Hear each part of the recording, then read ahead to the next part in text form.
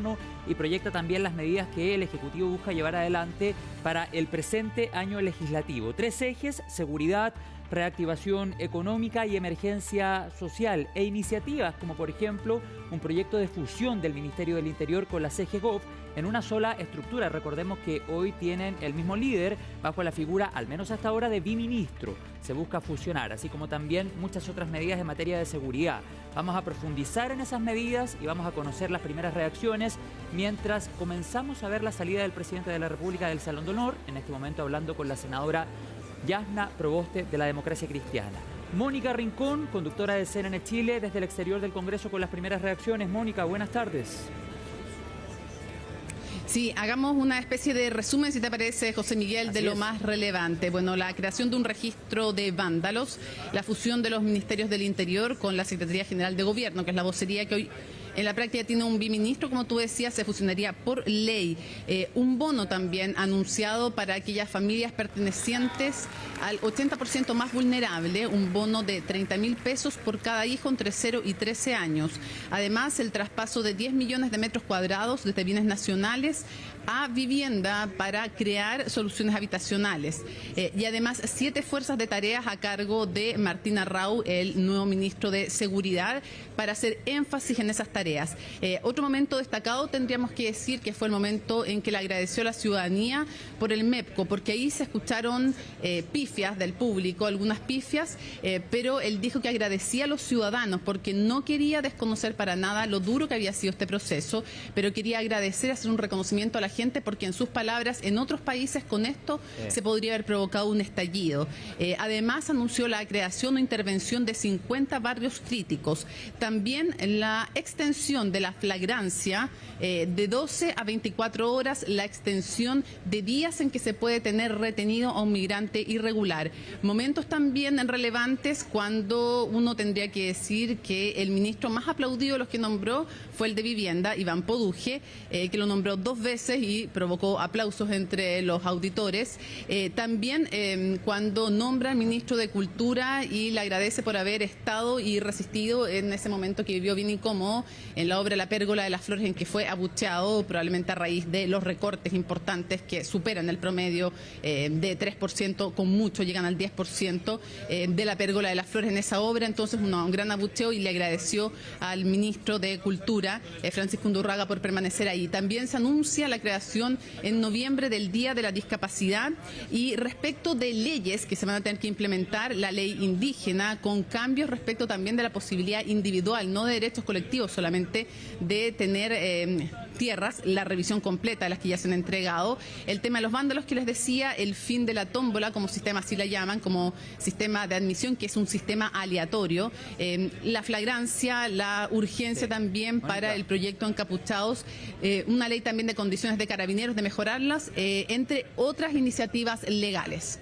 Claro, y tú señalabas, por ejemplo, hace algunos minutos este proyecto que busca fusionar la CGGOV con el Ministerio del Interior, al menos hasta ahora, como está la situación actual, bajo el mismo liderazgo y bajo la figura de un biministro, pero también, a propósito de eso, el presidente de la República dice que se va a llevar adelante una comisión de expertos para proponer reducción del número de ministerios. Ahí queda saber si se busca reducir solo los que hoy día tienen biministros en el ejercicio actual o también abarcar otras carteras. Es un punto que probablemente también va a tomar la discusión. La idea es que sí, la información que tenemos, José Miguel, es que va a ser más amplio. No se va a limitar a los ministerios que tienen biministros. Vamos a ver cómo se concreta, porque se supone que se va a esperar el informe de esta comisión, pero hasta donde sabemos, el reporteo nos indica que son más. Algunos hablan de 10, por lo menos, que se podrían fusionar. Hay que ver en qué termina esta comisión de expertos, mientras vemos que el presidente va saliendo flanqueado, como es habitual, por la presidenta del Senado, en este caso, Paulina Núñez, y el presidente de la Cámara de Diputadas y Diputados, Jorge Alessandri, con quien estuvimos conversando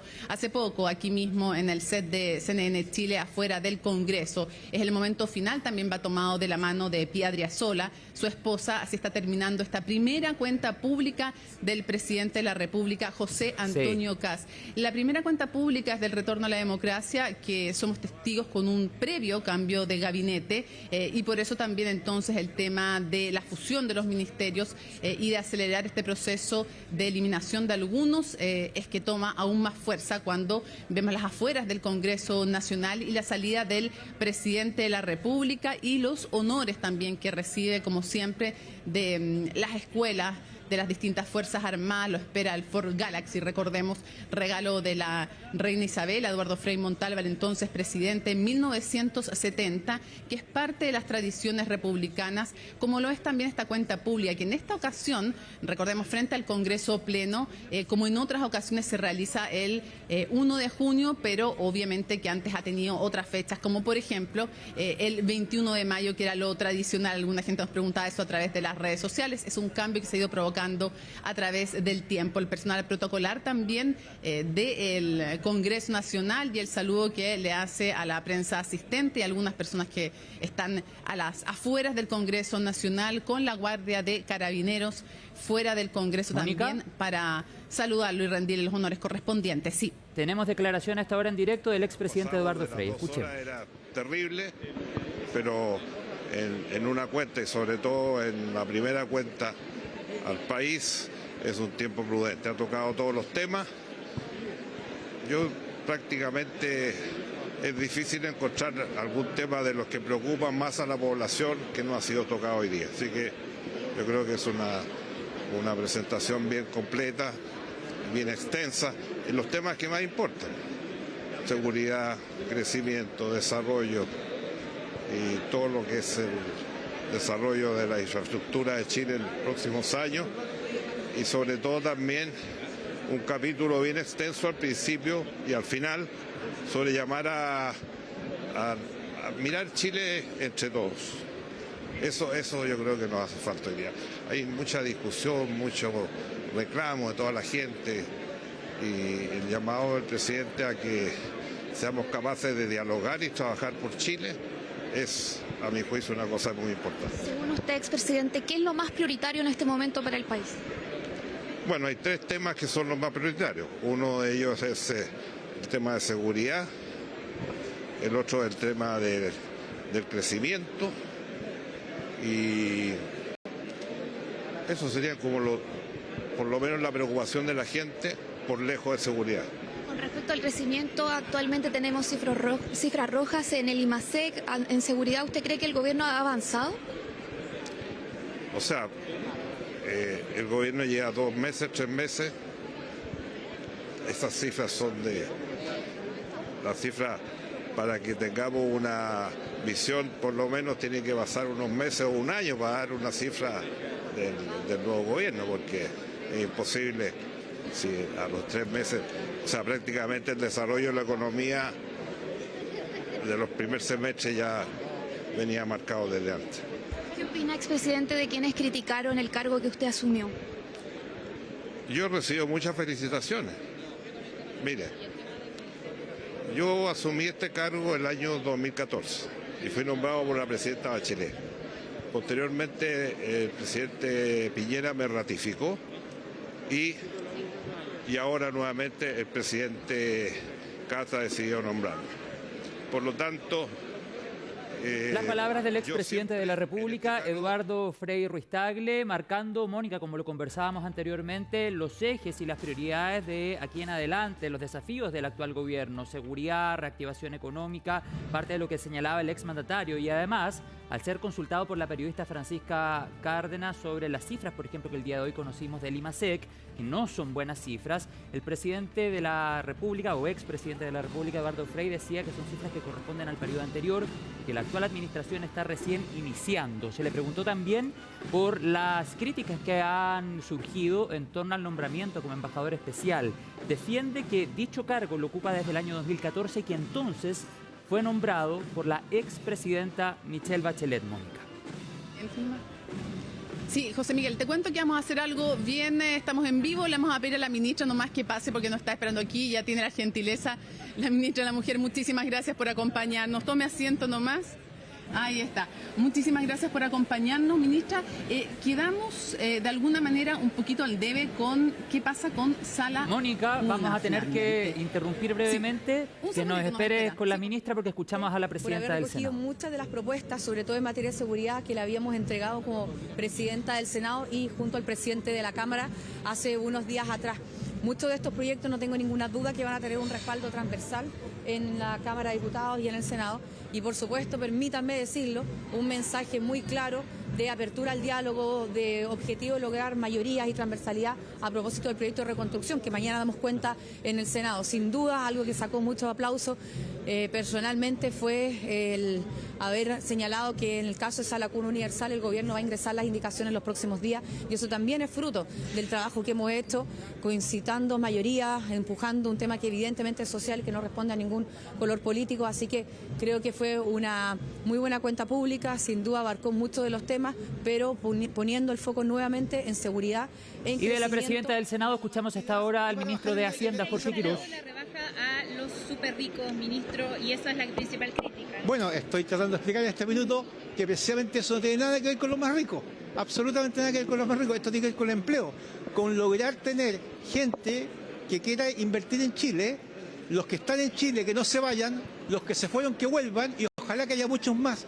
que no han venido y que vengan a Chile por primera ¿Las vez. cifras rojas del IMASEC se va a lograr crecer al 4%, ministro? ¿Se va a lograr crecer al 4%? Perdón, necesito... ¿Se va a lograr cumplir eso, ministro? Estamos en vivo para hacer. Perdón, no, escuché 4 preguntas al mismo tiempo. El IMASEC, ministro, por Sé que habla de pausar ajuste fiscal y acelerar el proyecto de reconstrucción. ¿Perdón?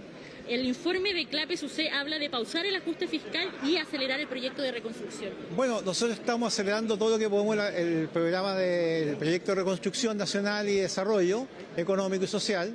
Entramos ahora esta semana al Senado. Vamos a tener una discusión interesante y vamos a ir avanzando rápido. Mantenemos la meta de sacar el proyecto en julio.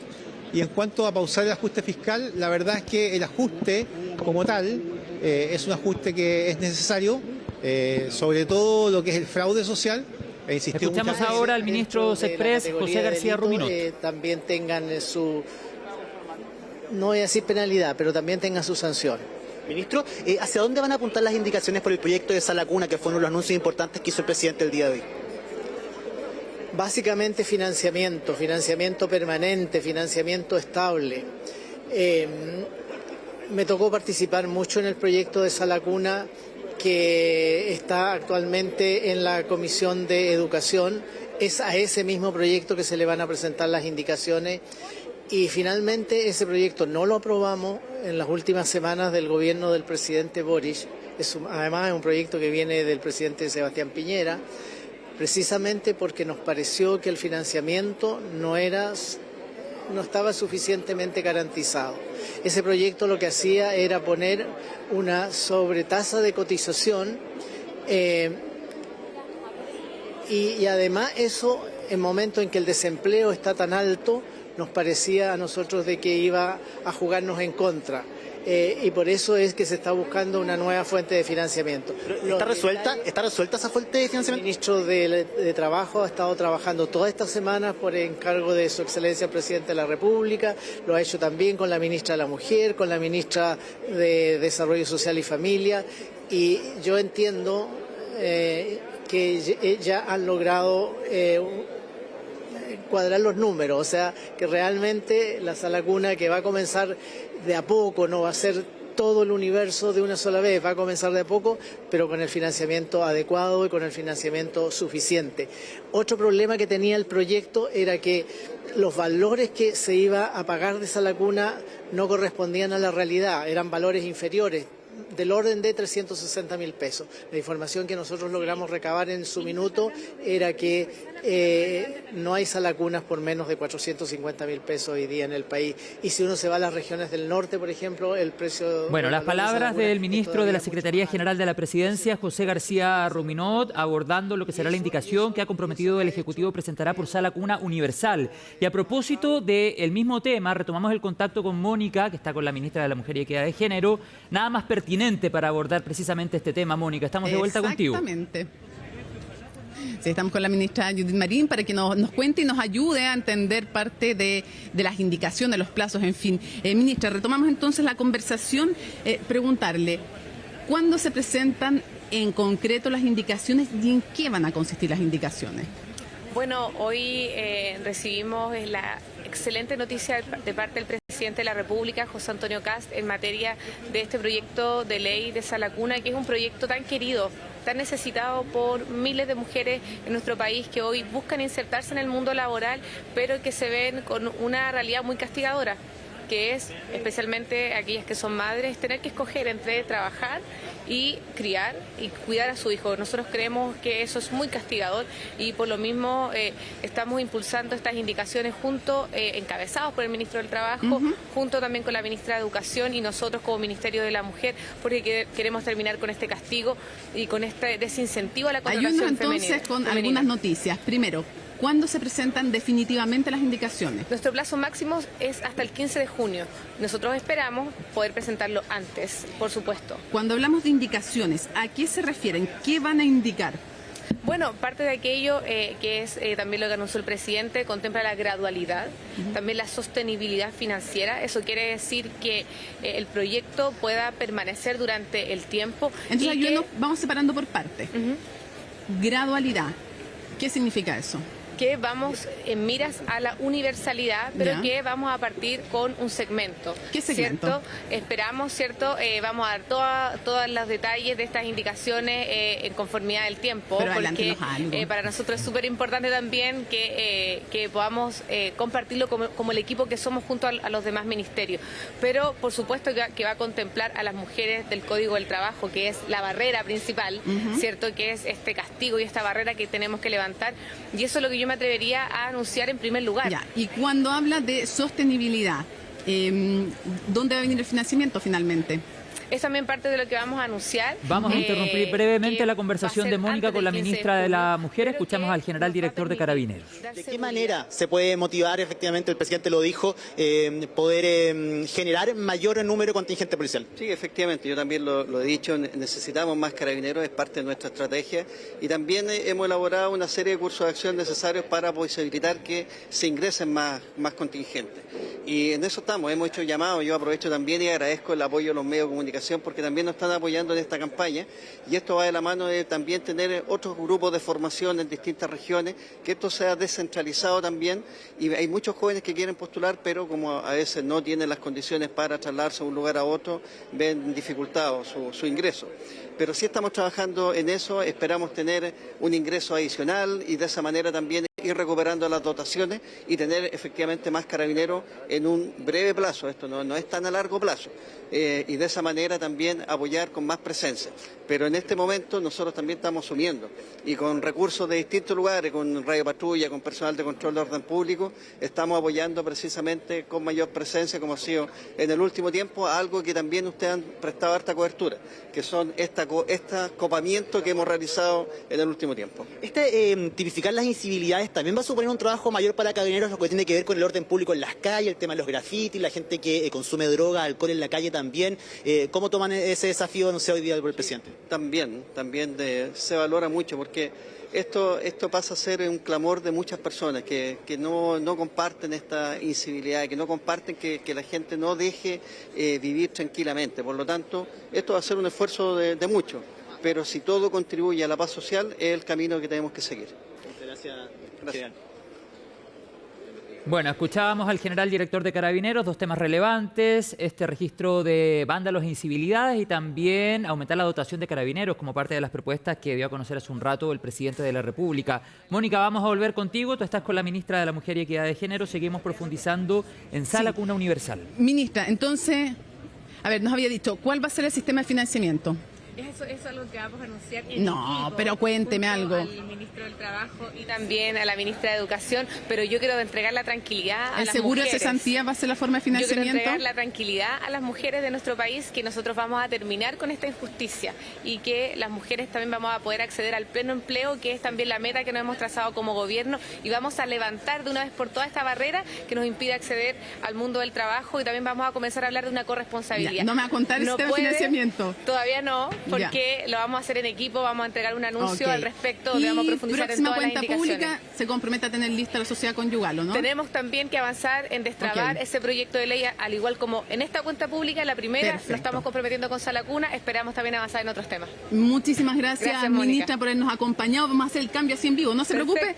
Muchísimas gracias. Y entra el ministro Mónica, de Justicia, muchas gracias. Que muchos quieren... Sí, muchísimos quieren Mónica, saber. No, lo tenemos aquí tenemos mismo. Que ir con el ministro de Seguridad que habla a esta hora. Ya volvemos contigo. Muy grande y que, bueno, son recintos concesionados y en su mayoría son recintos contiguos a grandes recintos ya concesionados que están fuera de las ciudades, en su mayoría, no en todos los casos, y eso nos va a permitir dar efectividad a la labor de Gendarmería. Hoy día se le exige, Gendarmería también ha tenido algunos problemas que hemos visto, pero cuando uno recorre el recinto penitenciario es una institución que realmente tenemos como sociedad bastante alejada de nuestra mirada, es de justicia, no solo avanzar en la infraestructura, con lo que se va a hacer, que es el plan más potente que ha hecho el país en el sistema penitenciario, sino también hacer de muy buena manera la redacción de la ley orgánica de Gendarmería que nos toca en los próximos meses para que tengamos una institución sólida que se haga cargo de este nuevo sistema penitenciario. Ministro, el Registro Nacional de Vándalos, ¿cómo valora este avance y cuándo comenzará a implementarse el Registro Nacional de Vándalos? Son aproximadamente 10. De los vándalos, efectivamente, la propuesta que vamos a hacer y que está hoy día ya en discusión es que hay un registro nacional de vándalos y otro de incivilidades. Unos son delitos y otros son faltas. Y el nivel de pena accesorias son diferentes. Uno efectivamente se puede llegar a perder gratuidad, se puede llegar a perder el CAE y el otro se podrá llegar a perder el acceso, el beneficio o la posibilidad de acceder a estadios. Hoy día estamos con la implementación de las biometrías, en fin. Cada uno de los niveles son diferentes, pero lo que no puede pasar es que haya impunidad a alguien que destruye un espacio público, alguien que se toma un espacio público o alguien que ya ejerce violencia en la vía pública. ¿Cuándo comenzarán a implementarse estos sistemas? Bueno, siguen las reacciones de las palabras del ministro de Seguridad. Volvemos con Mónica y el ministro Rabat, que te acompaña a esta hora de la tarde, Mónica. Sí, el ministro Fernando Rabat, ministro de Justicia, nos acompaña. Ministro, antes de hablar de cuenta pública, despejemos algo que evidentemente está en el ambiente y todos quieren saber la respuesta suya. Ayer en Mega Noticia el presidente dice que él ordenó el traslado de los 3 reos comunes desde Punta Peuco a otras cárceles, pero el subsecretario de su cartera había dicho que esto había sido una decisión técnica de Gendarmería. ¿Cómo se entiende esa contradicción? ¿Lo ordenó el presidente o fue una orden de Gendarmería? Muy buenas tardes, Mónica. La verdad es que no veo ninguna contradicción y esto es interesante verlo desde la perspectiva de lo que fue la cuenta pública.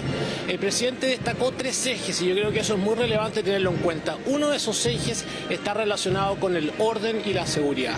Y por lo tanto, lo que dispuso el presidente de la República y lo que ha reafirmado también el subsecretario de Justicia es que esa Gendarmería de Chile a quien le corresponde el orden en los penales. Esa Gendarmería de Chile a quien le corresponde por razones técnicas determinar quiénes van a encontrarse en cada uno de los penales, ya sea el penal de Tintil o en cualquier otro. Y por lo tanto hay una ¿El presidente no dio la orden directa? El presidente no ha dado ninguna orden directa sobre la materia y en eso es claro lo que ha señalado tanto este ministro en una entrevista de atrás como lo que señaló también el subsecretario de Justicia y insisto, entenderlo también desde la perspectiva de lo que ha señalado la cuenta pública el presidente. Acá de lo que se trata es de ordenar la situación carcelaria y para ordenar la situación carcelaria es el director de Gendarmería quien por razones técnicas va a disponer quiénes concurre a cada uno de los penales. Ministro, y un par de cosas. ¿Se va a cambiar el decreto que modificó el presidente, el expresidente Boric, que cambió de un penal exclusivo para violadores de derechos humanos a una cárcel común? Punta Peuco, ¿se va a hacer el cambio del decreto? No está en la carpeta del Ministerio de Justicia de esa materia, Mónica. Y le quiero insistir en algo, es el director de Gendarmería quien, por razones técnicas, determinará quién se encuentra recluido en cada uno de los penales que tiene el país. Ya, y para pasar a otro tema, una cosa antes, ¿fue voluntaria la petición y la escritura de cartas que solicitaban estos 3 presos comunes que los trasladaran a otros o les pidieron que escribieran esas cartas? Lo desconozco completamente, Mónica. Ya. No le podría responder eso. Tengo varias cosas más que preguntarle. Lo primero, el plan inicial del gobierno decía llegar a 100.000 cupos, es decir, teníamos 40.000 ahora, 60.000 más eran 100.000. Pero hoy día hemos escuchado al presidente hablar de 20.000 nuevos cupos. ¿Qué pasó? ¿Se va a cumplir o no con la promesa de campaña? Lo que pasa es que lo que se señala en campaña nosotros tenemos que ajustarlo a lo que ocurre en la realidad, y eso es bastante obvio, ¿no es cierto? Hoy día tenemos un total de plazas carcelarias de 43.000, no obstante lo cual existen 63.000 personas que se encuentran privadas de libertad. Y eso significa entonces que al plan que existe actualmente para los años 2026 a 2030 se le van a incorporar 10.000 plazas, en lo que casi 11.000 plazas en lo que hemos llamado los proyectos carcelarios, con un costo de 40 millones de unidades de fomento, y a ello estamos trabajando en iniciativas carcelarias que suman 10.000 plazas nuevas. Eso es lo que estamos haciendo desde el momento en que asumimos el gobierno. La idea es poder entregar esta cantidad de plazas nuevas al año 2030 y desde luego dejar las bases sentadas para que el país pueda, ¿no es cierto?, incorporar nuevas plazas penitenciarias en el total ya existente. Ministro, una de las cosas más llamativas de esta cuenta pública fue el registro de vándalos. ¿Cómo va a operar esto? Porque me imagino que se divide entre delitos y faltas, por ejemplo. ¿Qué consecuencias distintas, a ver si nos puede dar un panorama, tiene cada una? Sí, efectivamente, y desde antiguo, ¿no es cierto?, se distingue precisamente lo que es el delito de la falta. Sí. El delito tiene una sanción penal distinta. Acá lo que se trata es de recoger en un cuerpo normativo distintas sensibilidades, que ellas puedan tener una efectiva sanción, ¿no es cierto?, que no quede simplemente en nada, cuestiones que vemos todos los días y que el presidente relató claramente en la cuenta pública, que ocurren en el transporte público, que ocurren también, ¿no es cierto?, con los rayados de calles, de monumentos públicos, etcétera. Y por eso yo también hago una vez más un llamado, algo que he sostenido en diversas oportunidades. Acá los padres debemos, ¿no es cierto?, intervenir directamente en la educación de nuestros hijos. No podemos abandonar ese deber que tenemos. ¿En el registro de vándalos entran delitos y faltas con distintos castigos? Así lo señaló el presidente en su cuenta pública. Hay cuestiones más graves que otras, ¿no es cierto?, y tendrán sanciones diversas de acuerdo a lo que en definitiva sea lo que se presenta en el proyecto de ley. Entiendo. Y para cerrar, flagrancia, aumentar la flagrancia, que es cuando, lo voy a decir en poco técnico, me disculpa, ministro, cuando pillan infraganti el delito. Sí. Que hoy día de 12 horas pase a 24, ¿qué valor tiene, qué consecuencias podría tener? Bueno, tiene que aumentar la posibilidad de detener a la persona, como usted dice, en flagrancia, porque precisamente al tener 12 horas adicionales permite a la policía hacer ese trabajo, ¿no es cierto?, y por lo tanto ser más efectivo en la persecución del delito. Ministro, dejo anunciado que el jueves nos va a acompañar en el estudio CNN Chile, así que vamos a profundizar en muchos más temas ahí con el ministro de Justicia. En los próximos segundos, pero escuchamos ahora al ministro de la Vivienda, Iván Poduje. Vamos con él. Esa es mi pega y eso es lo que estoy haciendo. Muchas gracias. ¿Y los aplausos le gustaron? Bueno, siempre es reconfortante sentir aplausos, pero no es ningún mérito lo que estamos haciendo nuestro trabajo nomás, Cristina. Una última, hubo un mea culpa al presidente sobre el tema comunicacional, la empatía, dijo. ¿Cómo recibe usted este mea culpa? No hay ningún mea culpa, lo que yo vi, el presidente, es un discurso contundente. Primera vez en años que veo un discurso con medidas de armonización del Estado. Vimos un discurso con medidas para armonizar el Estado, para reducir la burocracia, para reformar la ADP, para fiscalizar. Tenemos muchos problemas. ¿Un déficit comunicacional que se pudo haber explicado mejor, sobre todo el tema de los combustibles?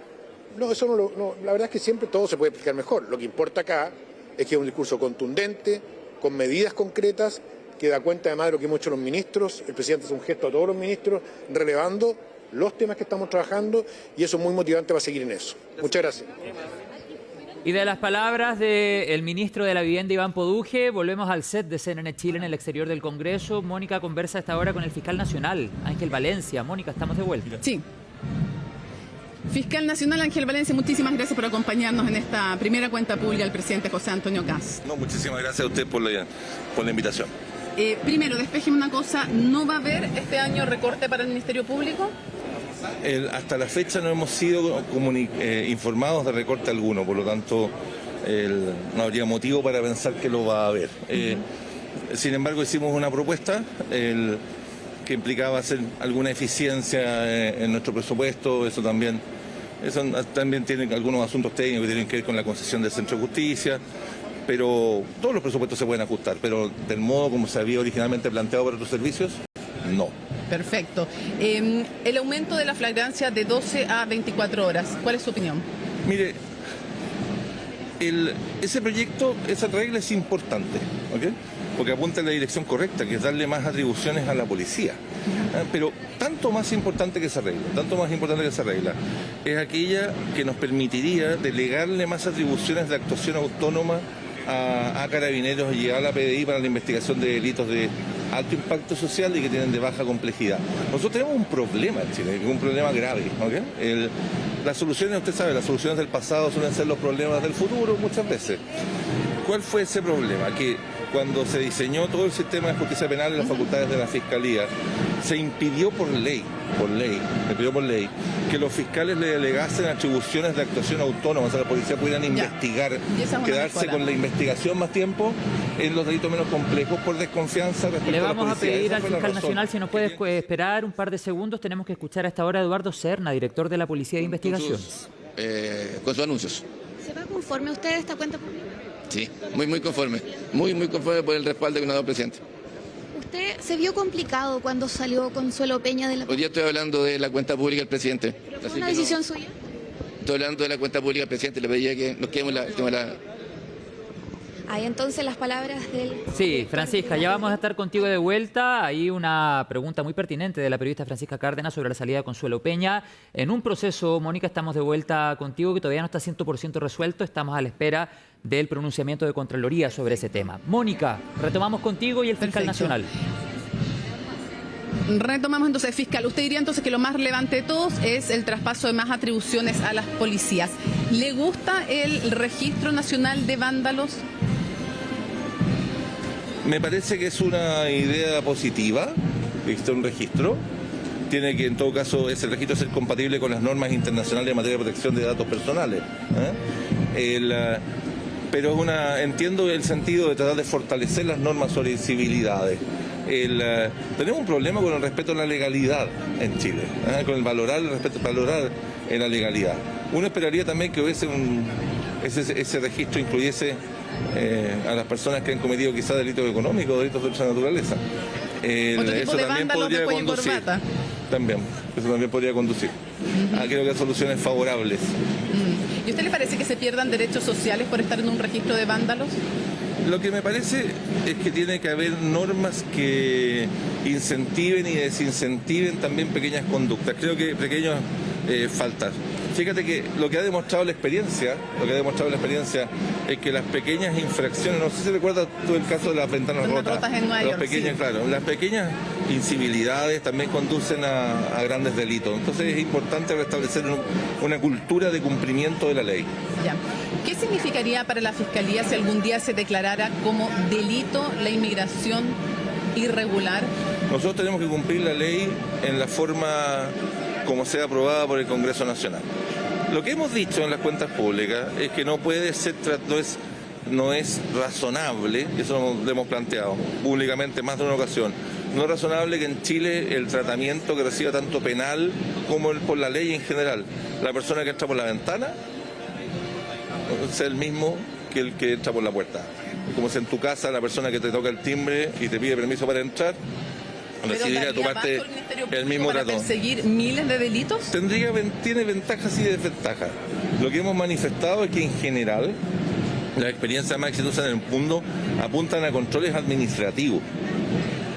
Porque hay sistemas de reclusión administrativa, de defensa administrativa, que son mucho más eficientes, mucho más eficaces que los penales, que establecen un conjunto de garantías que hacen más pesada la persecución también de esas faltas. Y una pregunta, ¿es compatible con el actual Código Penal exigirle, y con el Código Sanitario? Porque hoy día ustedes, hay una indicación que obligaría a entregar información en hospitales y en colegios si es que se lo pide migración.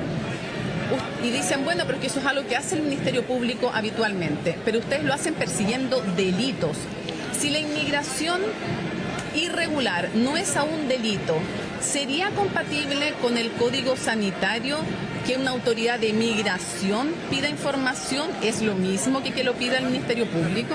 Ante una pregunta tan larga, lamento tener que decirle que escapa a mis atribuciones poder responderla, porque usted me está haciendo una pregunta desde el punto de vista del derecho administrativo, y yo no es un ámbito en el que yo por ley estoy impedido de responder.